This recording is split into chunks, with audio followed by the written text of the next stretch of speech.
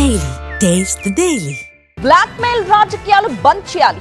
Fake politics కి కాలం చెల్లిపోయింది. డ్రామాలు play చేస్తే ఖబర్దార్, న్యూసెన్స్ చేస్తే బొక్కలో వేస్తాం. ఇకపై సహించేది లేదు.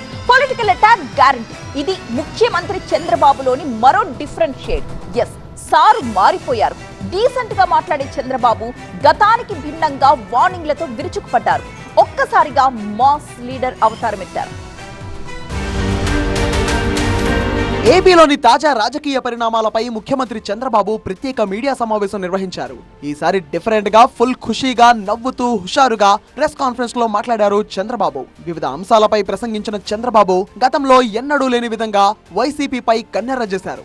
జగన్ టార్గెట్ గా పలు ఇంట్రెస్టింగ్ కమెంట్స్, వార్నింగ్లు ఇచ్చారు. ప్రధానంగా వైసీపీ ప్రతిపక్ష హోదా అంశంపై ఏపీ సీఎం చంద్రబాబు కీలక వ్యాఖ్యలు చేశారు. ప్రతిపక్ష హోదా ఎప్పుడిస్తారో, ప్రజాస్వామ్యం అంటే ఏంటో తెలుసుకోవాలని మాజీ సీఎం జగన్ కు సూచించారు సీఎం.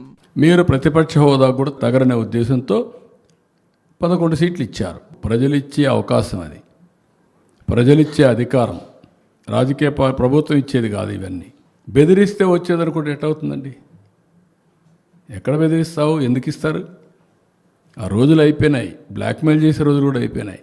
వైసీపీ అసత్య ప్రచారాలపైన సీఎం చంద్రబాబు సీరియస్ వార్నింగ్ ఇచ్చారు. మళ్ళీ అపోజిషన్ పార్టీ చెప్తున్నా, ఇంకా రాబోయే రోజుల్లో పిచ్చి ఆటలాడితే మాత్రం మీరు న్యాయం ఉంటే మీరు చేయండి.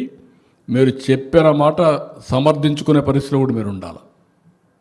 అంతేకాకుండా గుడ్డ కాల్చి ముఖాన్ని బారేసి మీరు తుడుచుకోండి అంటే మాత్రం కుదరదు. అవన్నీ ఆ విషయం గుర్తుపెట్టుకోవాల్సిన హెచ్చరిస్తున్నాం. ఇక 2 రోజుల క్రితం పులివెందుల పర్యటనలో ఉల్లి, చీనీ పంటల రైతుల సమావేశంలో మాజీ సీఎం జగన్ చేసిన కమెంట్స్ పై చంద్రబాబు ఫైర్ అయ్యారు. గత ప్రభుత్వంలో పులివెందులకు నీళ్లు కూడా ఇవ్వలేకపోయారంటూ జగన్ పై సెటర్లు వేశారు.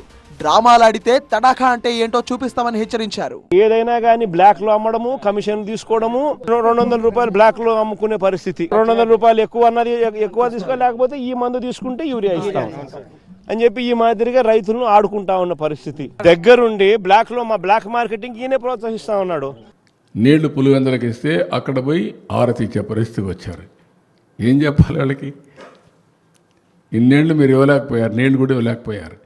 నిన్నే అందరి నివాకు పక్కన చెరువులకు ఇవ్వాల్సి వస్తే మనం నీళ్లు ఇస్తే దానికి ఆరతి ఇచ్చి మళ్ళీ ఫోజులు కొట్టే పరిస్థితికి వచ్చారు.